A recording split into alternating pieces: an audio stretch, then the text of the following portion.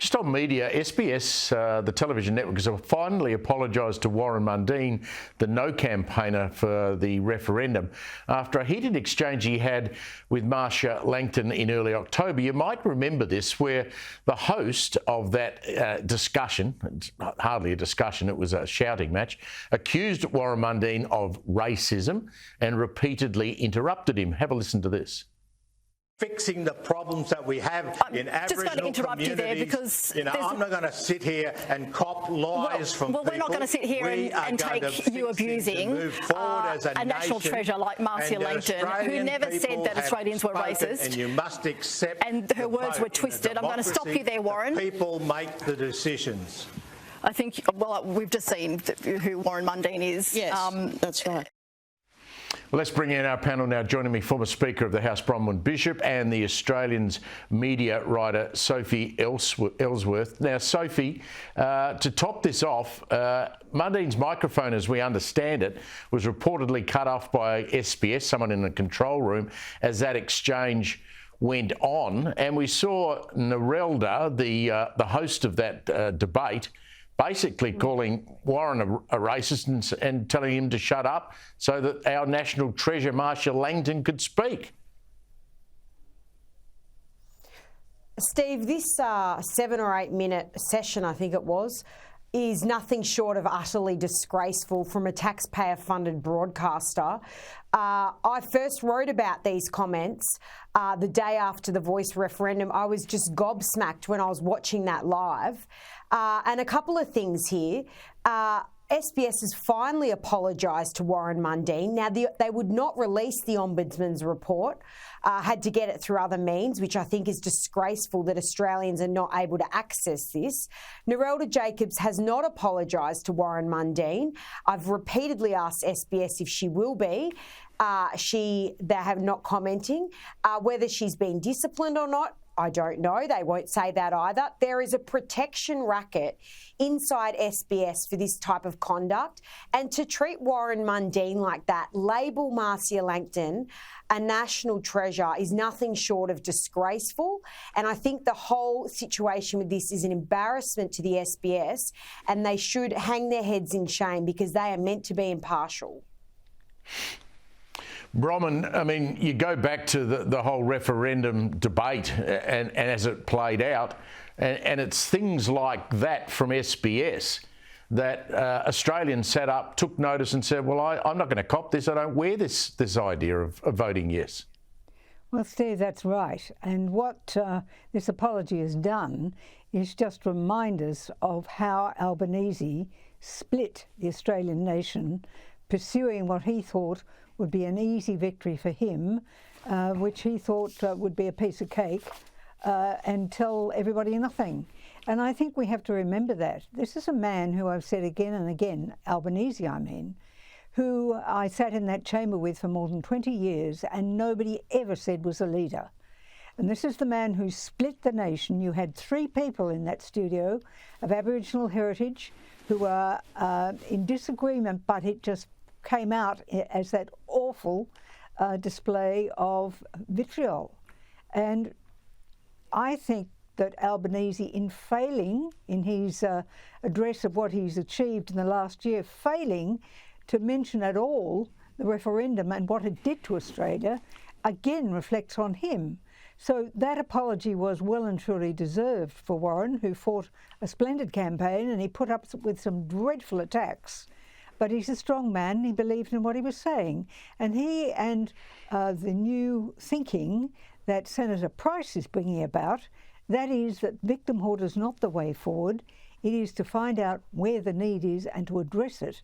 And to be all proud Australians, I think, is the real outcome of that referendum. Yeah, as Jacinta told us this week, I mean, she hasn't heard a word from Anthony Albanese since, and the problems of Alice Springs still exist. ABC heads continued to roll. Sophie, the radio host Antoinette Lattouf was sacked this afternoon, as she should have been, for her anti-Israel social media posts. Here's one of those posts. Have a listen.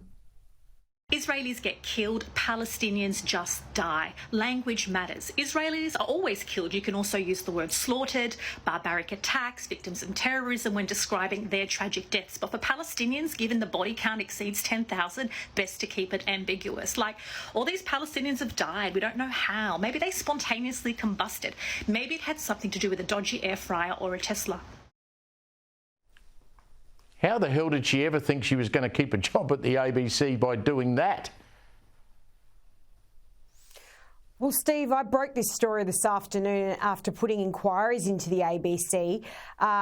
Chair Ita Buttrose, Managing Director David Anderson received numerous complaints about what Antoinette was posting on social media. Now, this is a monumental failure of epic proportions by ABC management, who put Antoinette in that role as a fill-in radio broadcaster, Steve. Now, she's prolific on social media. She doesn't shy away from her pro-Palestinian views. This is not a secret. ABC management put her there. They knew exactly what she was doing, and I know on very good authority that Chair Ita Buttrose is absolutely furious about this.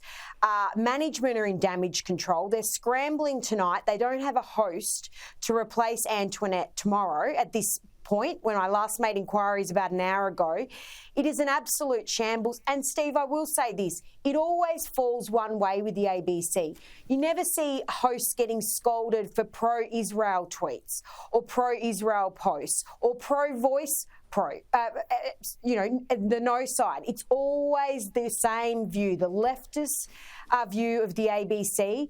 This is rife through the public broadcaster. This has embarrassed the whole radio arm.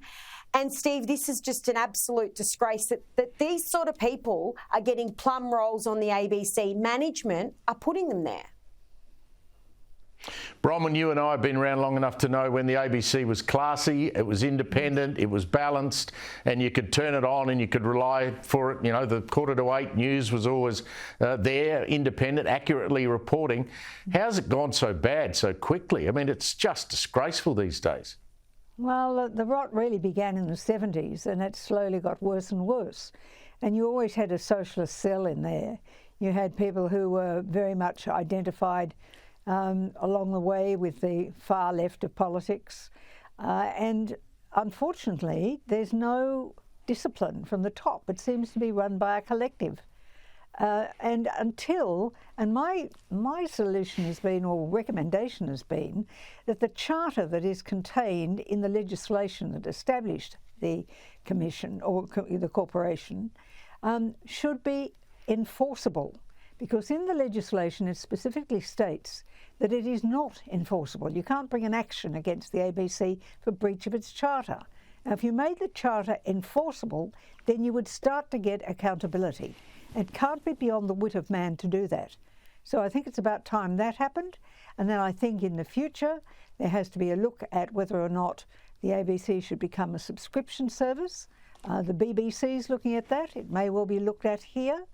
But I think the way that the ABC is now going, where someone deliberately put that woman in that position, deliberately, knowing that others had been cast aside from their hosting roles because of their attitudes. And to be impartial means precisely that. To uphold standards means precisely that. So let's make the charter enforceable. But Steve, you must have had a little chuckle to yourself today, Bronwyn. Sorry, yeah. Can I just add in, Steve? Sorry to interrupt, but I will make this point, and with all due respect to what Bronwyn is saying, the coalition were in power for 10 years. They did nothing about this. This is not a new problem. This isn't something that just suddenly popped up out of nowhere. What did the coalition government do about this activism in the ABC? What did they do to change it? Nothing happened, and they are complaining about it, as they do, but they're largely to blame because they didn't do anything to make changes there. Sophie, I've got to say that I did I did raise exactly that point in the party room. I have done it myself. The fact that it wasn't taken up, I won't tell you where I think blame should lie, but I haven't come up with this as a new idea. Oh, why not, Bronwyn? That would be so fun. Yes, well, I just think it is the way you two can talk off air and we'll get names exchanged. Don't worry about that. Bronwyn Bishop and Sophie Elsworth, thank you very much for your time as usual.